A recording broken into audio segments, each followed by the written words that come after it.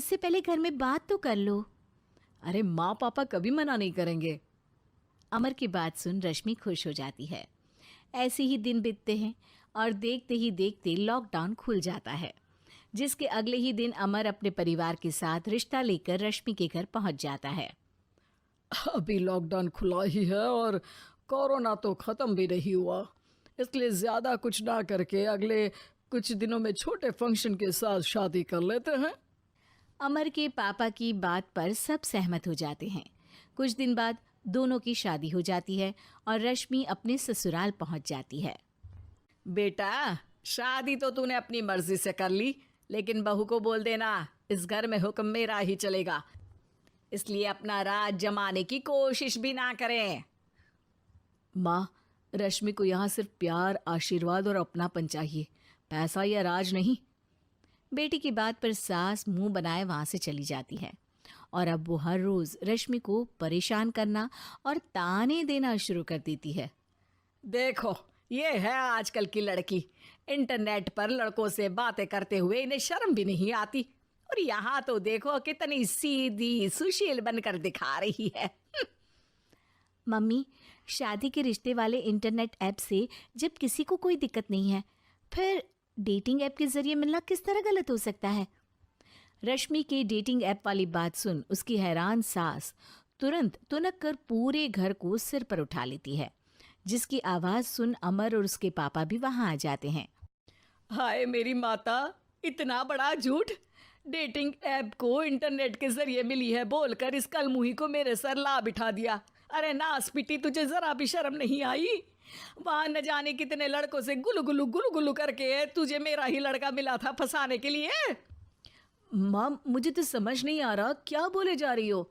Dating app इस्तेमाल करना कोई अपराध नहीं है, और तुम रश्मि को ऐसा कैसे बोल सकती हो? मैं भी तो था उस ऐप पर। पहले उसके लिए माँ से झूठ बोला और अब लड़ाई कर रहा है। सास और अमर की बात सुनकर रश्मि हैरान खड़ी रहती है। अमर, तुमने घर में झूठ क्यों बोला? ये सब देख रही हो ना, इसी की वजह से झूठ बोलना पड़ा।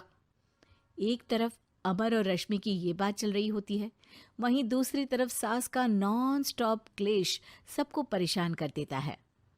सब एकदम चुप, जो हुआ सो हुआ, अब मुझे कुछ ना सुनाई दे। पति की बात सुन सास चुप होकर वहां से चली जाती है, लेकिन अब वो रश्मि के सिर दुनिया भर के सारे काम डालकर उसका जीना पहले से भी ज्यादा मुश्किल कर देती है। मम्मी, मैं आपका गुस्सा समझ सकती हूँ, आपको जो करना है कर लीजिए, मैं कभी कुछ नहीं बोलूँगी। उम्मीद है किसी दिन तो आपका गुस्सा शांत होगा और नफरत प्यार में बदलेगी। रश्मि की अच्छाई को उसका नाटक समझकर सास गुस्से के 7वें आसमान पर चढ़ जाती है और उसी शाम रश्मि को नीचा दिखाने के लिए अपनी सहेलियों को घर बुलाकर उसकी बुराइयां करने लगती है। अरे कौशल्या, क्या बताऊं, आजकल के बच्चे ना बहुत एडवांस हो गए हैं।